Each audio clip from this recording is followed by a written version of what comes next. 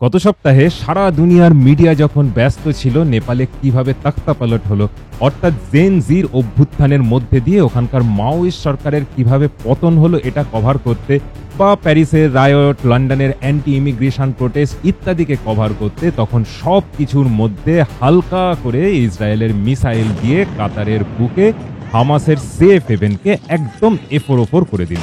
শুধু হামাসের টপ লিডাররাই নয়, গুড়িয়ে দিল বিশ্বজোড়া ইসলামিক ভ্রাতৃত্বের শেষ স্বপ্নটুকুও। তারপর অবশ্য একদম চিত্রনাট্যটা ফলো করে কাতার এই ঘটনার নিন্দা করেছে। সৌদি আরব, ইউএই সবাই যে যার মতো করে বক্তব্য রেখেছে। ইউএস বলেছে কাতারের ওপর এই আক্রমণে ইউএস চিন্তিত। তারপর সব একদম চুপ। ঠিক একদম যেরকম করে প্ল্যান মাফিক ছিল সেরকমই সবকিছু হয়েছে। শোনা যায় ইউএস একটা প্রপোজাল দিয়েছিল যে ইসরায়েল আর হামাসের মধ্যে একটা সমঝোতা সূত্র বের করবার। তো সেই ব্যাপারে আলোচনা করবার জন্যই যখন হামাসের লোকেরা একটা গোপন জায়গাতে জমায়েত হয়, তখনই তাদের একদম ফুঁড়ে দিল ইসরায়েলের মিসাইল। বুঝতে অসুবিধা নেই যে হামাস নেতাদের গতিবিধির খবর কিন্তু কাতার না দিলে ইসরায়েলের পক্ষে এটা কিন্তু এত নিখুঁতভাবে জানা সম্ভব ছিল না। তাই চিত্রনাট্যটা যতই পারফেক্ট হোক না কেন আর সবাই যে যার মতো সংলাপগুলো বলে যাক না কেন, বাকিরা কিন্তু সবাই বুঝতে পারছে যে পুরোটাই একদম পরিকল্পনা মাফিক হয়েছে, যার মুখ্য কলাকুশলীরা হলো কাতার, ইউএস আর ইসরায়েল, এই তিনটে দেশ, আর সাথে পার্শ্ব চরিত্ররা হলো সৌদি আরব, জর্ডান ইত্যাদি নানা রকমের ইসলামিক দেশগুলো। আপনাদের ম্যাপটা যদি একটুখানি দেখায় তাহলে দেখবেন যে ইসরায়েল মিসাইল উড়ে যেতে হলে জর্ডন, সৌদি ইত্যাদির উপর দিয়েই যেতে হবে। এদের কেউ মিসাইলটাকে ইন্টারসেপ্ট করতে পারলো না। তারপর একদম পুরো সঠিক সময়তে সঠিক জায়গাতে কাতারে একদম গিয়ে হিট করলো। মানে হামাসের পাবলিকরা একদম যেই সময় যেই জায়গাতে ছিল সেখানে গিয়ে ফুঁড়ে দিল। আশেপাশে কোনো রকম ড্যামেজ কিছু হলো না। কাতারের বুকে ইউএস এর অনেক রকম ইনভেস্টমেন্ট রয়েছে। শুধু তাই নয়, কাতার হলো ইউএস এর মেজর অ্যালি। তাতে শুধু আমেরিকা একটুখানি চিন্তিত, এটা বলেই ক্ষান্ত। তাহলে কি দাঁড়ালো? এই যে বিশ্বজোড়া ইসলামিক ভ্রাতৃত্ব, সেটা কি একটা কাঁঠালের আমসত্ত্ব? মুসলিম দুনিয়া তো খুব আনন্দে রয়েছে যে কিছু রিসার্চ বলছে যে আর কিছুদিনের মধ্যেই তারা নাকি 2 বিলিয়ন হয়ে যাবে, পৃথিবীর সর্ববৃহৎ রিলিজিয়ান হবে ইত্যাদি ইত্যাদি। হয়তো জনসংখ্যার নিরিখে তারা সবাইকে ছাড়িয়ে যাবে। তার সাথে এটাও তো সত্যি যে তারা যেই সৃষ্টিকর্তার কথা বলে সেই সৃষ্টিকর্তাই কিন্তু দুনিয়াটাকে একটা পিরামিডের মতো বানিয়েছে, যেখানে নিচু তলার প্রাণীরা শুধু প্রজনন করে সংখ্যা বাড়াবে আর উঁচু তলার প্রাণীরা সংখ্যায় কম থাকবে, কিন্তু তাদের কোয়ালিটি অফ লাইফ, বুদ্ধি সবকিছু বেটার হবে। তারাই কিন্তু দুনিয়া চালাবে। সারা দুনিয়াতে জিউস মানে ইহুদিদের সংখ্যা কত? মাত্র 1.5 কোটি। কতগুলো ইসলামিক দেশকে গুড়িয়ে দিল ইসরায়েল। আর যারা একটু উন্নত মুসলিম দেশ মানে কাতার, সৌদি আরব, ইউএই, এদের কিন্তু পুরো পকেটে পুরে নিয়েছে।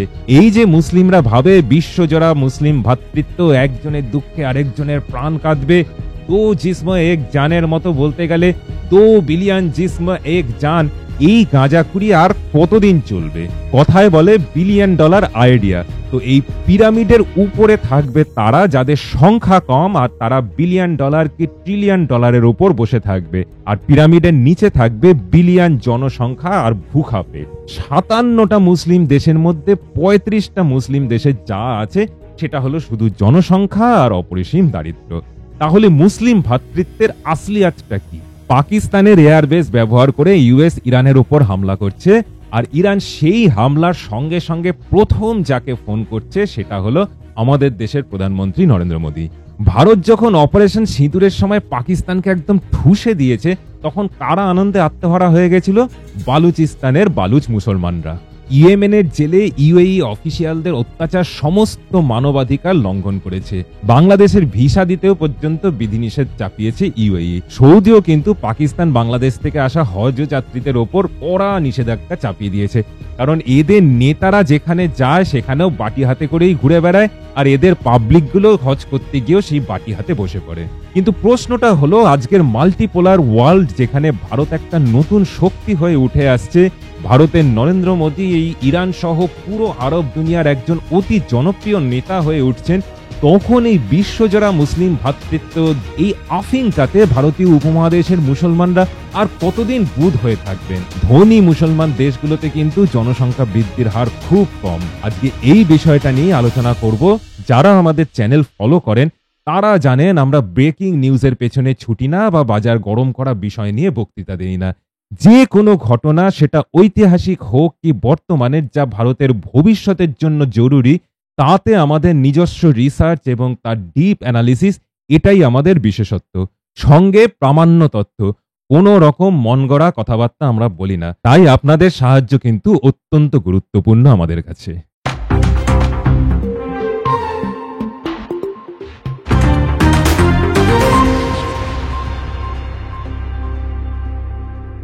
ইসলামের মতো রিলিজিয়ানের সাথে কমিউনিজমের থিওরিগুলোর মোডাস অপারেন্ডিগুলোর না ভীষণ রকমের মিল।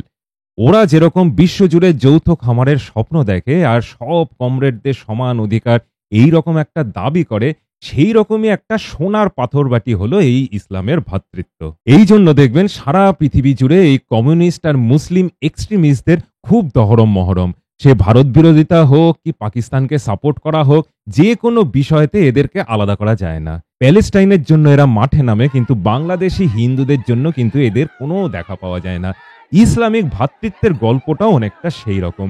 সারা পৃথিবীতে যত মুসলমান আছে, সে শিয়া হোক কি সুন্নি কি আহমেদিয়া হাজারা যাই সেক্ট হোক না কেন, অথবা আশরাফ আজলাফ আরজাল যে কোনো কাস্টেরই হোক না কেন, তারা একটা গ্লোবাল কমিউনিটির পার্ট। এটাই হলো মুসলিম ভ্রাতৃত্বের কনসেপ্ট। দেশের অন্য লোকের থেকেও এদের বেশি কমিটমেন্ট থাকবে হচ্ছে অন্য দেশের মুসলিমদের প্রতি। এই ভ্রাতৃত্বের কনসেপ্টের উপরেই খিলাফত আন্দোলনের সূত্রপাত, যাতে কয়েক হাজার হিন্দু প্রাণ দিয়েছিল মালাবার উপকূলে।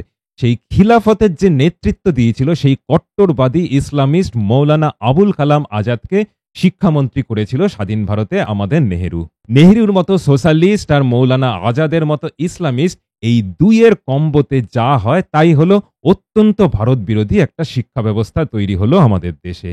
যদি আসল কথাটা জানতে চান, সেটা হলো দুনিয়াতে সবসে বড়া হলো রুপাইয়া, ফেলো করি মাখো তেল, এই নীতিতে দুনিয়া চলে। খনিজ তেলের ভান্ডার যখন আবিষ্কার হয়নি, তখন ইসলামের জন্ম। দখলদারি, খুন, জখম ইত্যাদি করে মূর্তি পূজারীদের কষ্টার্জিত সম্পদ লুট করতে এনকারেজ করার জন্য এই সমস্ত ভ্রাতৃত্বের গল্প। কিন্তু তেল আবিষ্কারের পর আর পৃথিবী সেই তেলের উপর যখন নির্ভরশীল হয়ে উঠতে শুরু করলো, তখনই এই সমীকরণটা বদলে গেল। যেই সব দেশগুলোতে তেল রয়েছে, তারা কিছু না করেই বড়লোক হয়ে যেতে থাকলো। মুখে তো তারা ভ্রাতৃত্বের কথা বলছে, কিন্তু কাজে যেটা করছে সেটা হলো নিজেদের আখেরটাকে গুছিয়ে নিচ্ছে। এবার এখানেই বলি, ভারতের মুসলমানরা তো সমস্ত সুযোগ সুবিধা পাবেন, বরং হিন্দুদের থেকে বেশি বেশি পাবেন ভারতে থাকার জন্য। বর্ডার দিয়ে গলে গিয়ে যেই বাংলাদেশিরা এখানে ঢুকে পড়বে, আধার কার্ড ভোটার কার্ড সমস্ত কিছু বানিয়ে ফেলতে পারবে, তারাও ভরতে যাবে। কিন্তু বাকি বাংলাদেশি আর পাকিস্তানিদের কি হবে? কতদিন আর তাদের নেতারা ভিক্ষা করবেন বিশ্বের বিভিন্ন দেশে গিয়ে? আদানির দেওয়া বিদ্যুতের ধার বাকি মেটাতে তো বাংলাদেশিদের লুঙ্গি আলগা হয়ে যাচ্ছে। আর এত তেলের দেশ রয়েছে যেগুলো মুসলিম প্রধান, তারা কি এগিয়ে আসছে? অন্যদিকে ইরানের চাবাহার পোর্ট খুলে দেওয়া হয়েছে আদানিদের জন্য। সৌদি আরব, কাতার, ইউএই সব দেশে এখন আদানিদের ইনভেস্টমেন্ট। সেই একই ভ্রাতৃত্বের থিওরির উপর 1968-এ একটা গ্লোবাল অর্গানাইজেশন তৈরি হলো, যার নাম হলো অর্গানাইজেশন অফ ইসলামিক কোঅপারেশন বা OIC, যাতে ওয়ার্ল্ডের 57টা ইসলামিক কান্ট্রি রয়েছে। আজ যেমন ইউনাইটেড নেশন নামে অর্গানাইজেশনটা একটা খোরাকের জায়গাতে চলে গেছে, সেই রকম ওআইসির মেম্বারদের কাণ্ড কারখানা দেখলেও সেই রকমই হাসি পাবে আপনাদের। যখন কোনো মুসলিম দেশে ক্রাইসিস হয়, তখন অন্য বড়লোক মুসলিম দেশগুলো কিন্তু দূর দূর করে তাড়ায়। সেই ট্রাফিক সিগন্যালে ভিক্ষা করা লোকদের দেখলে দামি গাড়ির ভেতরের লোকজন যেরকম করে, ঠিক সেই রকম। যেই ওআইসির মেম্বাররা সামনে ইসরায়েলকে খুব গালাগালি দেয়, তারাই কিন্তু পেছনে ইসরায়েলের সঙ্গে energy deal, business deal, defence deal সমস্ত কিছু করে রেখেছে। কিছু থিওরি বলে যে কাতারের মতো দেশগুলো যখন দেখলো যে হামাস আস্তে আস্তে পুরো রিজিয়নের ডেভেলপমেন্টের পক্ষে একটা লায়াবিলিটি হয়ে উঠছে, তখন আস্তে আস্তে ইসরায়েলকে দিয়ে একদম নির্মূল করে দিচ্ছে হামাসকে।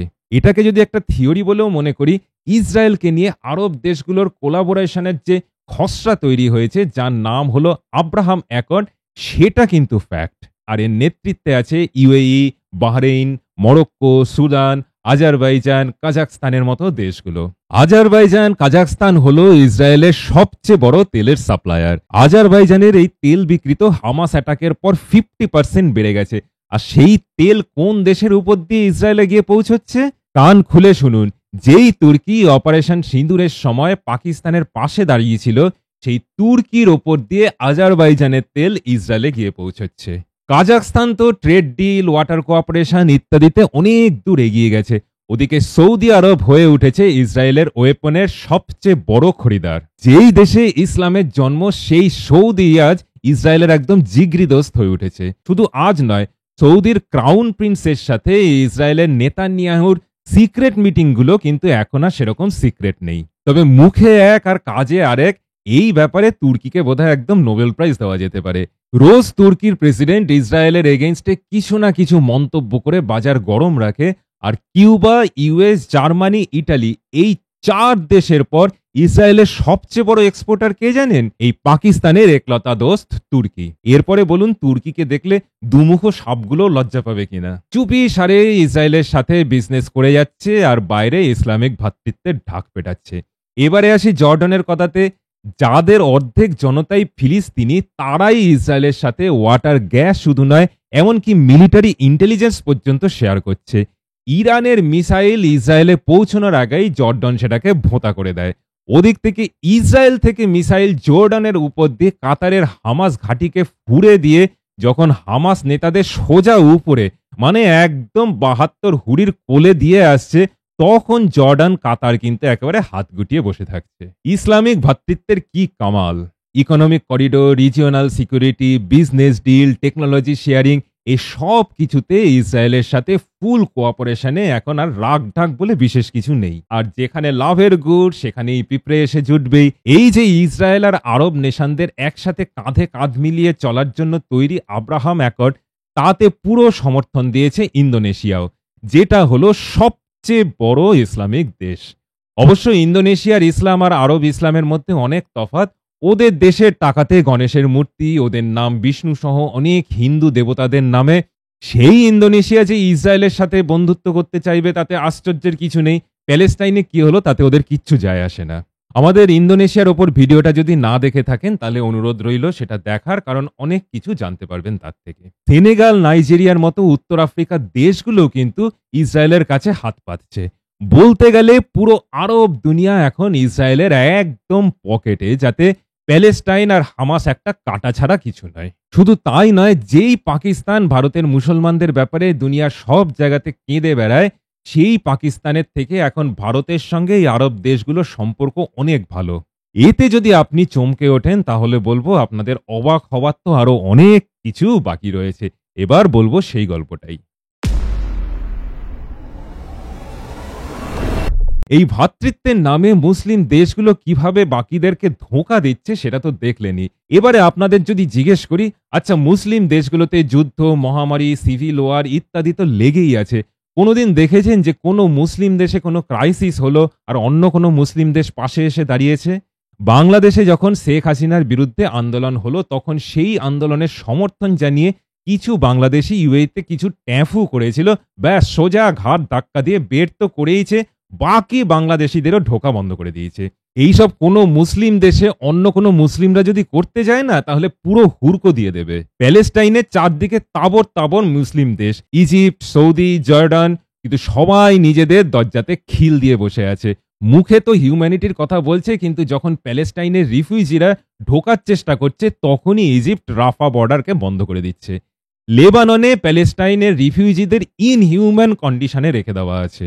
মোহাম্মদ সুনাআল্লাহ বলে একজন প্যালেস্টাইনি রিফিউজি তার আত্মজীবনীতে লিখেছে যে তার কোনো চাকরি করবার, ব্যবসা করবার, জমি বাড়ি কেনার কোনো রাইটসই নেই লেবাননে। কুয়েত তো কুত্তার মতো লাথি মেরে মেরে প্যালেস্টাইনিদের ভাগিয়েছে। আর শুধু প্যালেস্টাইনিদের কেন, সিরিয়ার রিফিউজিদের সাথে কিন্তু সেই একই জিনিস হয়েছে। ইউরোপ তাদের জায়গা দিলেও কোনো মুসলিম দেশ কিন্তু তাদের জায়গা দেয়নি। মুসলিমদের জন্য যদি সংখ্যা বাড়ানোটাই মূল উদ্দেশ্য হয়, তাহলে এই রিফিউজিদের যদি জায়গা দেওয়া হয় তাহলে খুব সহজে নিজের দেশেই জনসংখ্যা বাড়ানো যায়।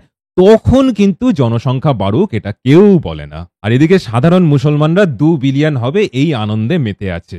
আসলিয়াতটা যেটা হলো যে এখন এই রিফিউজিরা শেষে ইউরোপে গিয়ে আশ্রয় নিয়ে বিনা পয়সাতে ঘরবাড়ি, চিকিৎসা, এডুকেশন সব কিছু পেয়ে এখন ওখানে রোজ দাঙ্গা, রায়ট এই সমস্ত করছে। আমাদের দেশে ঢুকেও একই জিনিস করছে। সব বড়লোক মুসলমান দেশগুলোর কিন্তু এই রিফিউজিদের নিতে একদম অ্যালার্জি।